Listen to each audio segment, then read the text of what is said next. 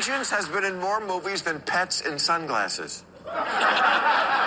There's even a movie called I Am Vengeance, Retaliation, even though retaliation means vengeance. It's like calling your movie I Am Pregnant, Expecting.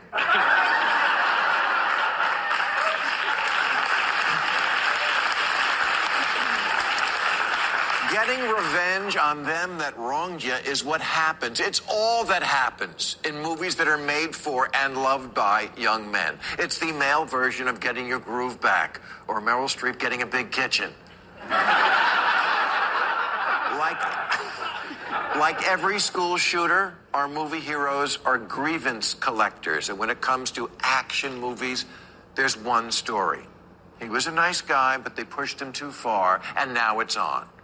They took my daughter. They killed my father. They killed my fiance. They killed my family. They killed my family again. They killed my puppy.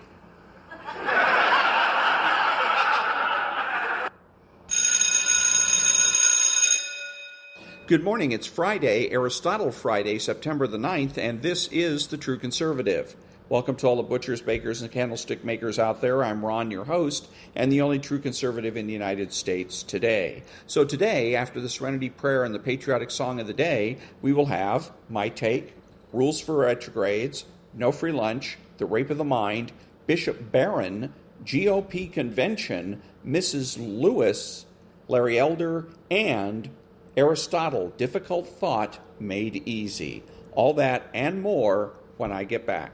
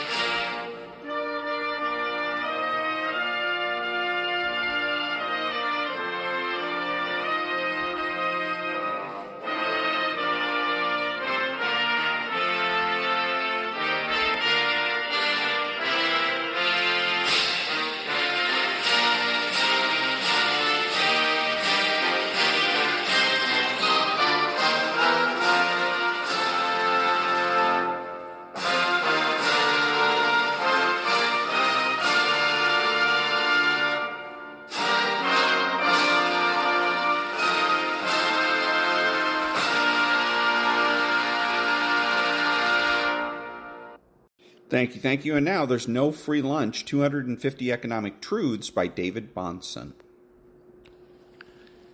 Nothing is so permanent as a temporary government program. Milton Friedman.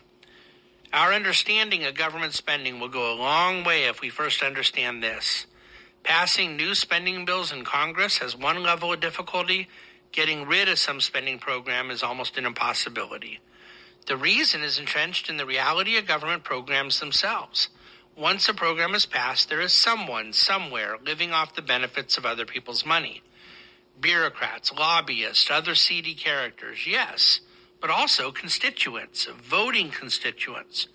Government programs, by definition, in one form or another, involve a transfer of funds from one party to another party. That second party, the recipient, has no interest in letting that end and is perfectly capable of building an apparatus that will make it nearly impossible to end. And that was There's No Free Lunch by David-Bahnsen. Back in a minute.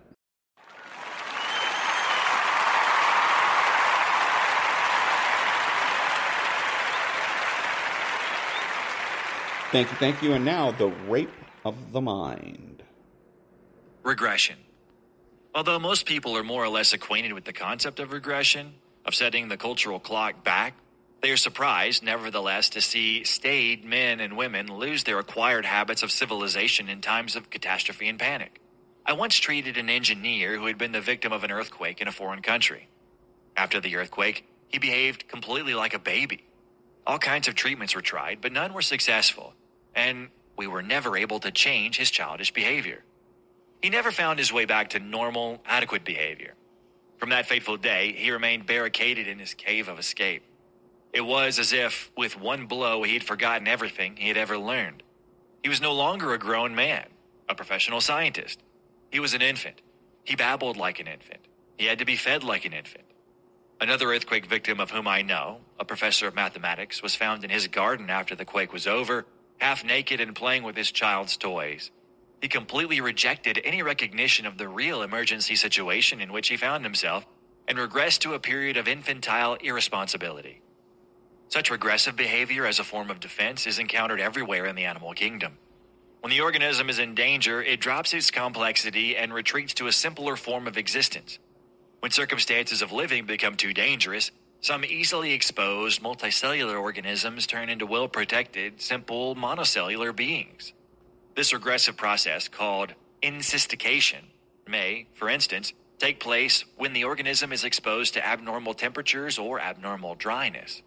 Man is subject to the same biological rule of defense. When life is too complex for him, he often turns the clock of civilization back and becomes primitive again. A sudden disintegration and breakdown of functions may occur.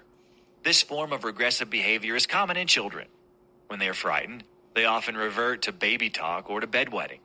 In the bombed areas during the Second World War, many girls in their late teens started to play with their dolls again. Even seemingly mature, hyper-sophisticated men and women may display thousands of symptoms of this return to infantilism when fear attacks them. Their symptoms are not always as dramatic as the examples above. Nevertheless, they are symptoms of fear.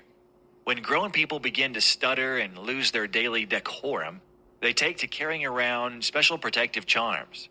When they invent stories about their magic invulnerability, when they boast more, eat more cake and candy, whistle more, talk more, cry more, and lose their formal, stiff, and staid behavior, they are acting out of fear. During the Second World War, in the prison camps and their air raid shelters, people really got to know each other, as do children in the playpen who have the simple intuitive gift of knowing whom they can trust. In our age of anxiety, we feel possessed by the same frightening shadows that once haunted the Stone Age man, and we may react to them by acting more like our simpler ancestors. And that was Regression from the Rape of the Mind by Joost-Meerlo, M.D. Back in a minute.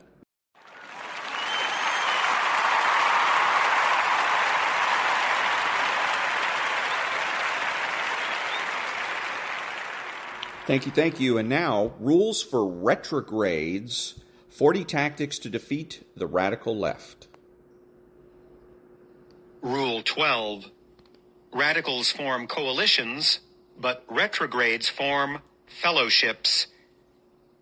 A coalition is a group of persons who are working together for a common, intermediate purpose, but who are simultaneously working in solitary capacities for divergent, and sometimes even diametrically opposed, final purposes. Coalitions ape authentic human fraternity, but in reality, they tend to absolutize the individual, reducing peer coalition members to mere tools to be used in achieving a desired cause. Footnote: when people cooperate solely for the purpose of achieving a joint end, and not on the basis of love for God and one another, they belittle human dignity by treating each other as means rather than ends. Since God willed man's existence for the sake of man himself, it is improper to ever treat a person as a mere means. He must always be treated as an end, or else we run afoul of divine will. End of footnote. Once peer coalition members have served their purpose in achieving the intermediate cause, they may be discarded and even reviled as their usefulness has deteriorated. The dynamic between the demons in hell is akin to a coalition. Each fiend has only one true priority, himself, yet he bands together with and uses his fellow reprobates to achieve his intermediate purpose, rebellion against God. If it were possible for the demons to overthrow God, and if they achieved such arch sacrilege, they would immediately set about quarreling with each other as they pursued their individuated goals. A fellowship, on the other hand, is a group of persons cooperating for a mutual final purpose. Fellowships represent an authentic and salutary form of human fraternity, magnifying the human spirit and encouraging men to recognize the common destiny of the human race. Members of fellowships don't use each other to achieve a purpose. Instead, they cooperate in a spirit of charity, viewing the good of their peers as an end in and of itself, alongside their final goal. The dynamic between the angels in heaven is reminiscent of a fellowship. The angels are united to one another in confraternity and service, owing to their common purpose, the glorification of God Almighty. Since each angel wills, in addition to God's glory, the good of his fellows, even if it were possible for God to cease to be, and if God did in fact cease to be, each angel would continue to live in harmony with the other members of the heavenly host. So, while both coalitions and fellowships are species of focused special interest groups, they are as different as night and day. To be sure, the distinction between coalitions and fellowships is more than purely pedantic. It has real-world import, of which the retrograde must be aware. Radicals have no moral qualms about cobbling together coalitions of men who will today be co-workers but will tomorrow be enemies. For radicals, any means may be used to achieve an end deemed worthy or desirable. For radicals, even people themselves may be used as means. In practice, this means that a radical can work together with an opposing party, perhaps even a virtual enemy, if it helps bring about a desired result in the short term. Footnote. Note on a pragmatic level that modern history is replete with cautionary examples for why such a course of action should be avoided. After partnering with the Soviet Union to defeat the Axis in World War II, America had to immediately pivot to fighting fraught proxy wars against its previously allied coalition member. After partnering with Osama bin Laden to defeat the Soviets in Cold War-era Afghanistan, America had to crush an al-Qaeda organization that it had personally armed and sponsored. End of footnote. Hence, in the radical worldview, the homosexual activist and the fundamentalist Muslim can associate in a coalition dedicated to defeating their common enemy, Christendom. It matters not to the homosexual or the Muslim, for the time being, that the homosexual believes that the Muslim is repressed by archaic fideism, and that the Muslim believes the homosexual should be subject to the lash for his flamboyance. It matters not to the homosexual that the Muslim has in mind the terminal purpose of creating a worldwide caliphate. It matters not to the Muslim that the homosexual activist has in mind the terminal purpose of creating a worldwide regime of hedonism and licentiousness. These ephemeral allies are able to make use of each other and aid each other, despite their natural opposition, in bringing about a mutually desired intermediate goal on the way to divergent final goals.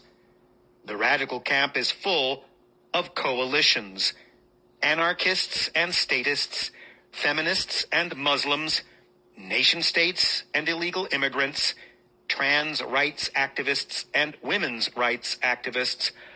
All of these groups are naturally antonymic, yet all are cooperating to swing the culture leftward. Once they have defeated their common ideological enemies, they will battle each other for supremacy, like the communists fought with the Nazis for control of the left in post-World War I Germany.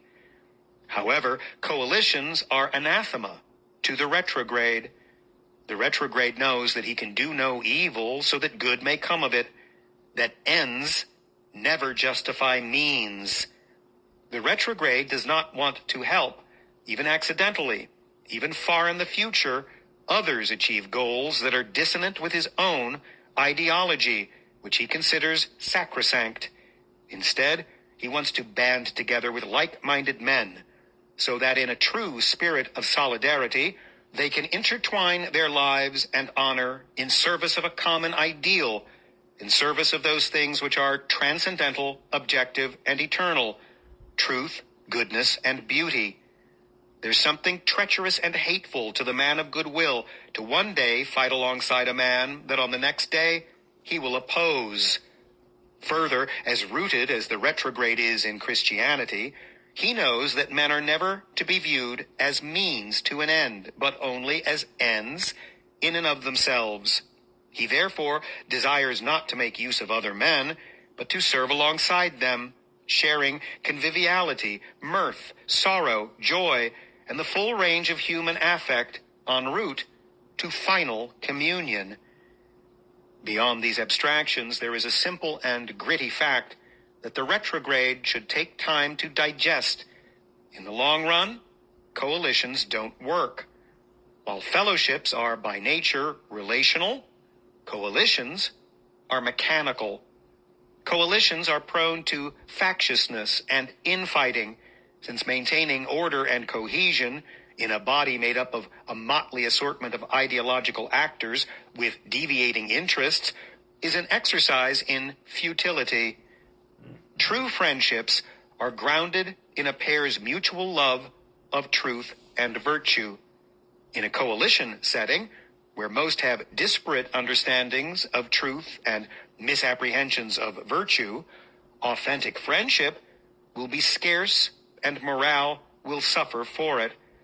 It is axiomatic that a chain is only as strong as its weakest link. The links of a chain forged without friendship are brittle and rupture readily. So, since coalitions aren't predicated on authentic friendships, they can only be effective in the short term, till they collapse in cannibalism. Like Master Yoda says of the dark side, when Luke Skywalker asks if it's more powerful than the light, no. Quicker, easier, more seductive. Although coalitions can quickly be assembled, since it's easy to find a group of men who share at least one interest in common, they're in constant danger of civil war. Since fellowships are predicated on friendship and ideological harmony, they're more difficult to form in that it takes time to locate a group of substantially like-minded men, but they have a staying power and indomitable strength. On the pragmatic level, eschewing coalitions is a short-term sacrifice for long-term success. Retrogrades must demand ideological purity and uniform commitment to virtue in their ranks. It's the ultimate poison pill to increase our numbers while compromising our resolve. Commit to building fellowships with quality men. Vigorously discriminate against wolves in sheep's clothing. We will ultimately win the day by presenting a united front girded with holy fraternity and steadfast resolve. Only then, in full bloom, will we be equipped to overpower coalitions of radicals, which are like mad dogs that bite indiscriminately. Rule 13. And that was Rules for Radicals. Rule 12, 40 Tactics to Defeat the Radical Left by Timothy and David Gordon. Back in a minute.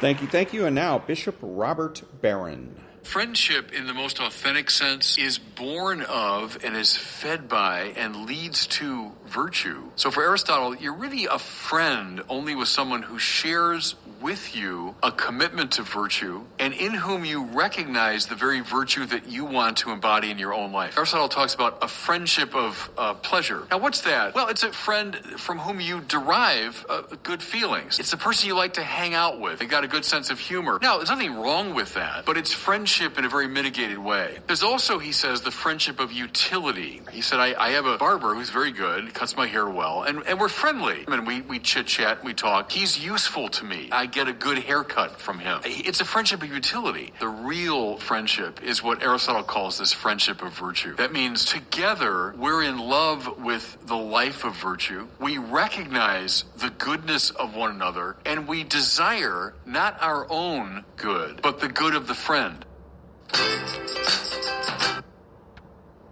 And that was Bishop Barron. Back in a minute.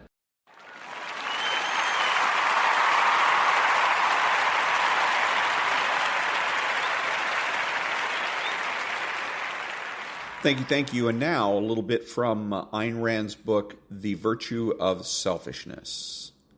Quote, "The necessary consequence of our right to life is our right to self-defense. In a civilized society, force may be used only in retaliation and only against those who initiate its use. All the reasons which make the initiation of physical force an evil make the retaliatory use of physical force a moral imperative. If we, as a society, renounce the retaliatory use of force, we would be left helplessly at the mercy of the first thug who decided to be immoral. We would achieve the opposite of our intention. Instead of abolishing evil, we would encourage and reward it." Unquote. Back in a minute.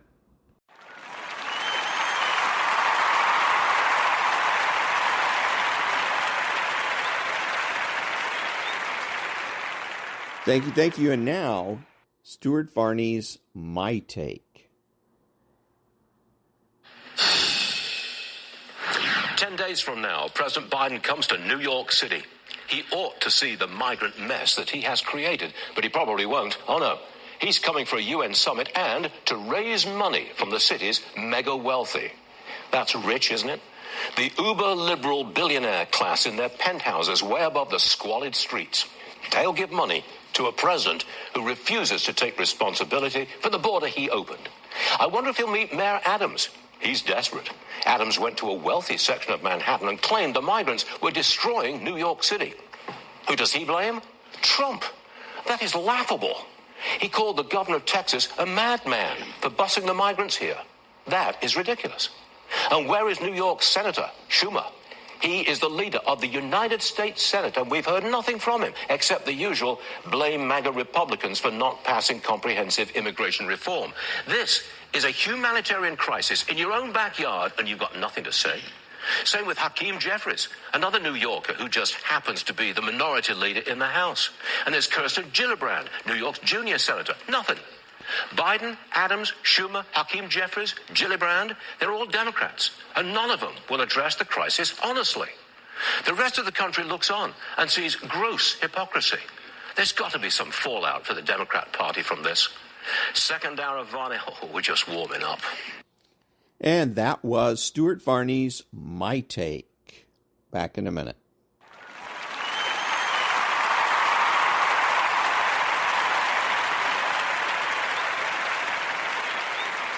Thank you. And now from the GOP convention in South Dakota.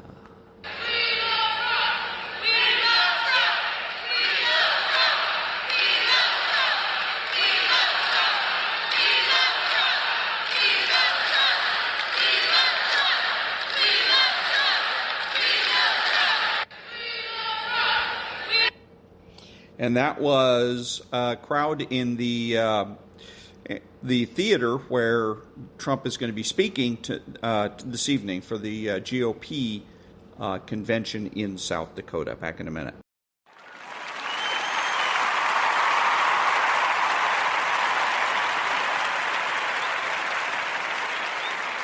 Thank you. And now a little bit of Larry Elder. The second debate is coming up. Do you believe you'll qualify for that one? I do, and that's why the ad campaign. I've got to get to 3% in 3 different national polls and 50,000 individual donors. As far as the 50,000 individual donors is concerned, I don't think it's going to be a problem. But getting it up to 3%, it's going to be somewhat of a heavy lift. That's why we're doing the ad campaign. And I'm asking people to go to my website, larryelder.com, because now I've incurred an unexpected legal expense. And by the way, since the ad was cut, the RNC put out a statement and said, Elder only qualified in 1 national poll, not the 3 necessary. That is patently false. Now, why they're changing the reason for my denial is beyond me, but for some reason, they don't want Elder talking about, as I said earlier, the epidemic of fatherlessness, the lie that America remains systemically racist, the need for an amendment to the Constitution to fix spending to a certain percentage of the GDP. Otherwise, no matter whether it's a Republican president or a Democrat president, government gets bigger and bigger and bigger. We need to get rid of these soft on crime, George Soros-backed DAs, and we have to have a school choice. 13 public high schools in Baltimore, I kid you not, where 0% of the kids can do math at grade level. They're all located in the inner city. So that was Larry Elder. Back in a minute.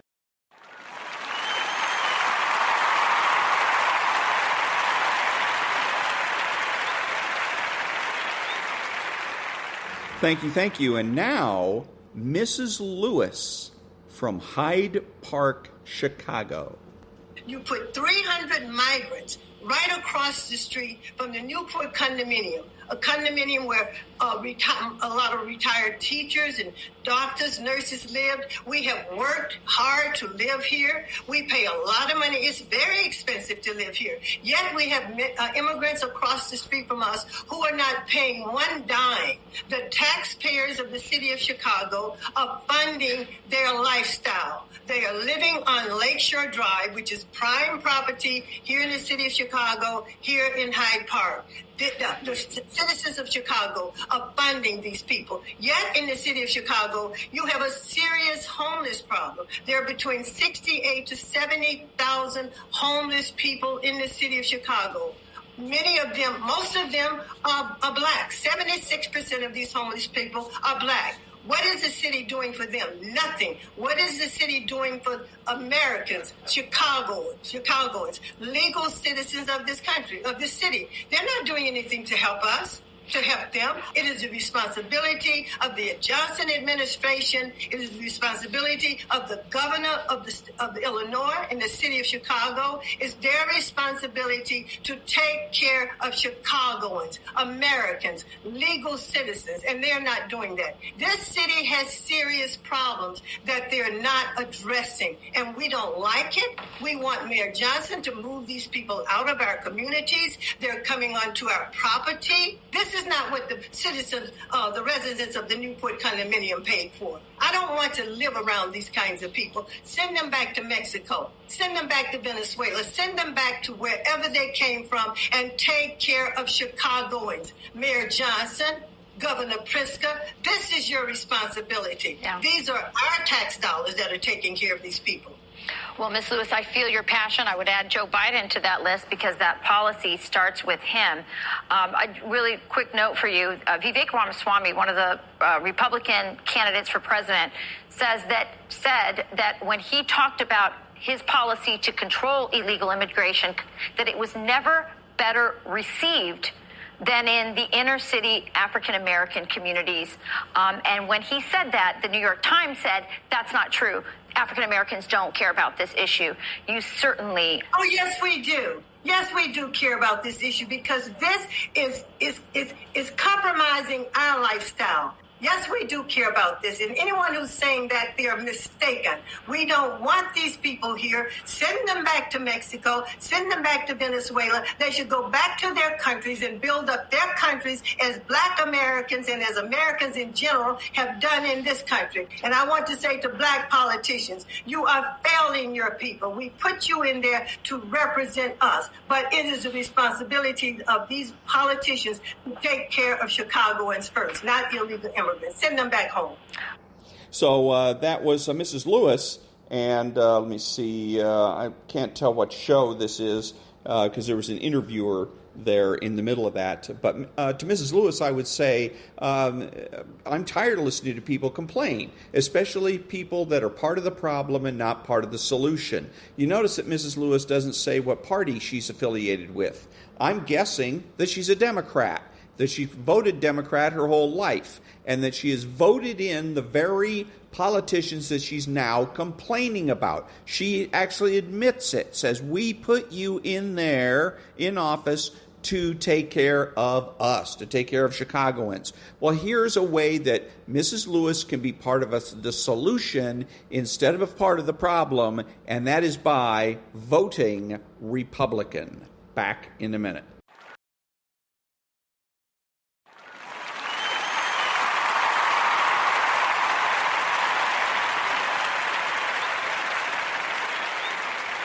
Thank you. And now, Aristotle for everybody. Difficult thought made easy. Chapter 13. Good habits and good luck. Some of the real goods that are required for a good life are means to others. External goods, such as food, clothing, and shelter, are means to health, vitality, and vigor. We need wealth to live well because we need health to live well. Similarly, we need health, vitality, and vigor in order to engage in activities that are necessary to obtain still other goods. If we did not have to do anything at all in order to live well, we would not need vitality and vigor in order to be active. In the order of goods, the highest ranking belongs to those that we desire for their own sake, as well as for the sake of a good life. Wealth, for example, is not desirable for its own sake, but only as a means to living well. But such real goods as friendship and knowledge are desirable for their own sake, as well as for the sake of a good life. Some real goods are limited goods. Others are unlimited goods. For example, wealth and bodily pleasure are limited goods. You can want more of them than you need, and more than you need is not really good for you. Knowledge, skill, and the pleasures of the mind are unlimited goods. More of them is always better. They are goods of which you cannot have too much. If there were no limited goods, of which you could want more than you need, if all real goods were equally important, so that none of them should be sought for the sake of any other, if wanting certain things that appear good to you did not come into conflict with seeking other things that are really good for you, if life could be lived this way, then there would be little or no difficulty about living a good life, and there would be no need for good habits of choice and decision in order to succeed in one's pursuit of happiness. But that, Aristotle knew, is not the way it is. If you think about your own life for a moment, you will see that he was right. Just think about the regrets you have had. Remember the times you were sorry because you were too lazy to take the trouble to do what was necessary to get something you needed. Or remember when you allowed yourself the pleasure of oversleeping or overeating and regretted it later. Or the time when you did not do something you ought to have done because you feared the pain you might suffer in doing it. If you had made the right choice and decision every one of those times, you would have no regrets. Choices and decisions that leave you with no regrets are choices and decisions that contribute to your pursuit of happiness by putting real goods in the right order, by limiting the amount when it should be limited, and by putting aside things you want if they get in the way of obtaining things you need. Moral virtue, Aristotle tells us, is the habit of making right choices. Making one or two right choices among many wrong choices will not do. If the wrong choices greatly outnumber the right choices, you will be moving steadily in the wrong direction, away from achieving happiness instead of toward it. That is why Aristotle stresses the notion of habit. You know how habits get formed. To form the habit of being on time for appointments, you have to try to be punctual over and over again. Gradually, the habit of being punctual gets formed. Once it is formed, you have a firm and settled disposition to be on time in getting where you promised to be. The stronger the habit, the easier it is to act that way, and the harder it is to break the habit or to act in an opposite fashion. When you have formed a habit and it is well developed, you take pleasure in doing what you're in the habit of doing because you do it with ease, almost without effort. You find acting against your habits painful. What I've just said is true of both good and bad habits. If you have formed the habit of oversleeping, it is easy and pleasant to turn the alarm clock off and go on sleeping. It is hard and painful to get up on time. So, too, if you have formed the habit of allowing yourself to overindulge in certain pleasures, or to avoid taking certain pains, it is hard to stop doing it. Such habits are bad habits in Aristotle's view, because they interfere with your doing what you ought to do in order to get things you need. The opposite habits are good habits, because they enable you to obtain what is really good for you instead of what only appears to be good for you at the time, and may turn out to be bad for you in the long run. Good habits, or moral virtues, are habits of making the right choices among goods, real and apparent.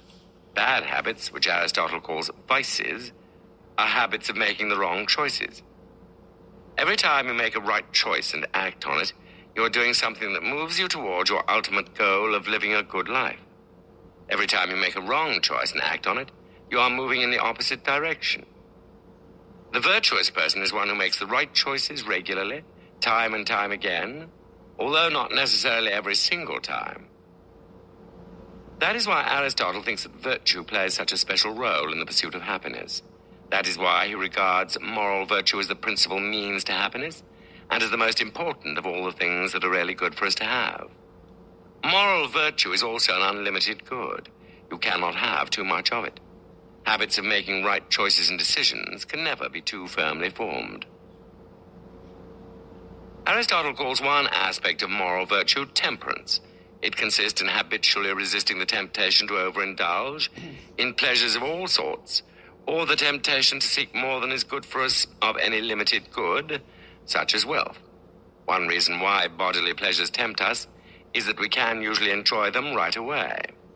Having temperance enables us to resist what appears to be good in the short run for the sake of what is really good for us in the long run.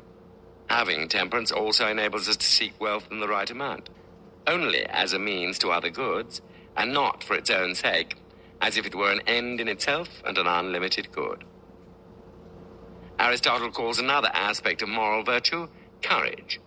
Just as temperance is an habitual disposition to resist the lure of pleasures for the sake of more important goods that overindulgence in pleasure would prevent us from getting, so courage is an habitual disposition to take whatever pains may be involved in doing what we ought to do for the sake of a good life. For example, we recognize that getting knowledge and developing certain skills are intellectual virtues that we ought to have, but acquiring knowledge and skills may be painful. Studying is often hard to do. Learning how to play a musical instrument well, how to write well, or how to think well involves practicing that is often irksome. The habit of avoiding what is difficult or irksome because it is painful can certainly interfere with your acquiring knowledge and skills that are really good for you to have. That bad habit Aristotle calls the vice of cowardice. The person who habitually avoids taking pains and trouble for the sake of obtaining real goods is as much a coward as the soldier who runs away in battle for fear of getting hurt. The soldier who risks his life or overcomes his fear of injury for the sake of victory in a good cause has courage. So too has anyone who habitually takes trouble, undergoes hardships, and suffers pain in order to obtain things that are really good for him. Temperance and courage differ as aspects of moral virtue. One is concerned with resisting the lure of bodily pleasures and with limiting our craving for limited goods. The other is concerned with suffering pains and hardships. But both are alike in one very important respect. Both are habits of making the right choice between things that only appear to be good and things that are really good. Both are habits of making the right choice between something that may be really good, but only in the short run of today, tomorrow, or next week, and something that is really good for us in the long run or for our life as a whole. Aristotle realized that it is hard for those who are young in years or experience to keep their eyes on remote future goods in relation to immediately present pleasures and pains. He knew that that is difficult even for those who are older. But he also reminded us that the difficulty of looking ahead to one's life as a whole is a difficulty all of us must overcome in trying to acquire moral virtue. The habit of choosing rightly between goods of lasting importance and transient pleasures and pain.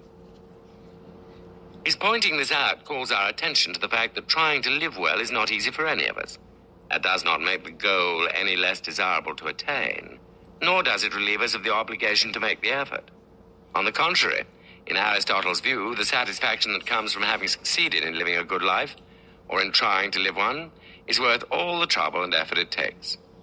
However, a willingness to take the trouble and make the effort is not by itself enough. If an individual has the appropriate raw materials at his or her disposal, and if he or she has the skill or know-how necessary for producing something that is well made, producing it is almost entirely within the individual's power. If individuals fail, the fault is theirs. Unfortunately, what is true of making a work of art is not true of living a good life. Success in that venture is not entirely within our power. We can fail without being at fault. We can fail even if we have the moral virtue that Aristotle thought was requisite for success. Good habits of choice are requisite for success, but having them does not guarantee it. The reason why this is so is that all the real goods we should seek to possess in order to live well are not entirely within our power to obtain.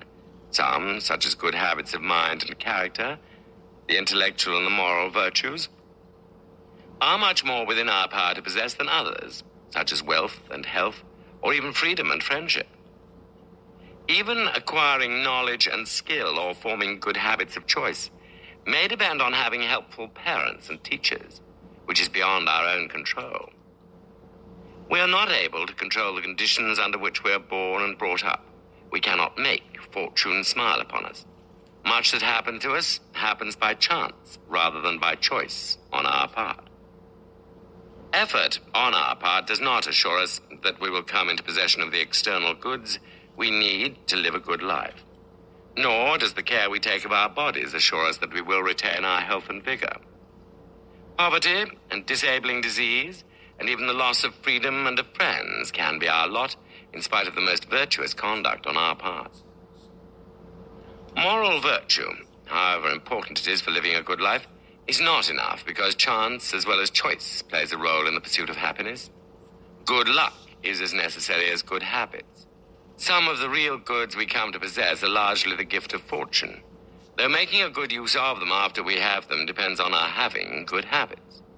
That, in Aristotle's view, still makes mortal virtue the controlling factor in living a good life.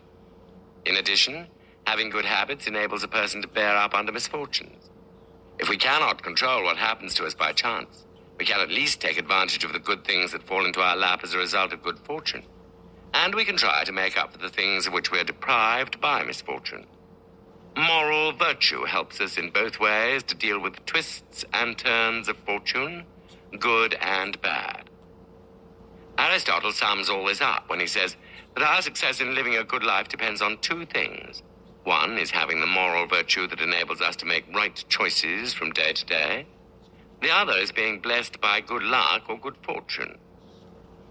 As moral virtue prevents us from aiming in the wrong direction and choosing things that are not really good for us, so good fortune supplies us with real goods that are not entirely within our power to obtain by choice. A good life, it has been said, is one in which a person has everything that he or she desires, provided that he or she desires nothing amiss. In order to desire nothing amiss, one must have moral virtue. But one must also have goods that lie beyond the reach of choice, the goods bestowed on us by good luck, in addition to the goods acquired by good habits of choice. Among these goods of fortune are things that depend on the physical environment and on the society in which we are born, brought up, and live our lives. Aristotle never lets us forget that we are social animals as well as physical organisms. Having a good family and living in a good society are as important as living in a good climate and having good air, good water, and other physical resources available. Up to this point, we have been considering the pursuit of happiness as if it were a solitary affair, as if it was something each of us could do by himself or herself alone, with no thought of others. That is hardly the way things are. Since we cannot live well in complete solitude, we must think of what we have to do in order to live well with others. We must also think of what others can and should do to help us in our effort to lead a good life. The pursuit of happiness is selfish, to the extent that the good life it aims at directly is one's own good life, not the good life of anybody else. But when we realize that we cannot succeed in the pursuit of happiness without considering the happiness of others, our self-interest becomes enlightened. We cannot be entirely selfish and succeed. That is why, according to Aristotle, the two aspects of moral virtue that we have so far considered are not enough. In addition to temperance and courage, there is justice. Justice is concerned with the good of others, not only of our friends or those whom we love, but of everyone else. Justice is also concerned with the good of the all-enveloping society in which we live, the society we call the state. Living in a good society contributes greatly to the individual's pursuit of his own happiness, because a good society is one that deals justly with the individuals who are its members. It also requires the individual to deal justly with other individuals and to act for the good of society as a whole. That good is a good in which all the members of society participate. Persons who are not temperate and courageous injure themselves by habitually making the wrong choices. Persons who habitually make the wrong choices will also be unjust and injure others, as well as the society in which they live. The reason for this is that those who firmly aim at a really good life for themselves will regularly make choices that carry out that aim. Choices so directed will also aim directly at a really good life for others and at the welfare of the society in which others share, as well as themselves. Consider, for example, the person who wants more wealth than is really good for him, or the person who overindulges his appetite for bodily pleasures, or the person who craves something that is not really good for anyone, power over other human beings in order to dominate their lives. Such persons will certainly ruin their own lives. It is also highly probable that they will injure others as a result of aiming in the wrong direction. But persons who aim their own lives in the right direction cannot help benefiting others and the society in which they live. Chapter 14. And that was Chapter 13 of Aristotle for Everybody. Back in a minute.